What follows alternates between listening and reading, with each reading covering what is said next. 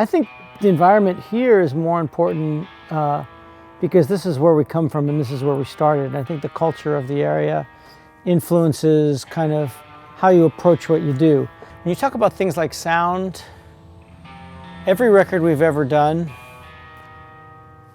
the next record was always a reaction off of the things that we didn't like about the one before it.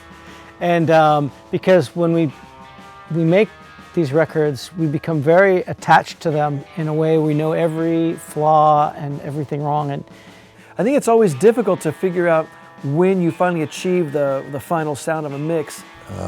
Finally, the fans can hear what Faith No More really sounds like, not just with their shitty headphones that they're using. I think there's a lot of stuff that the fans miss.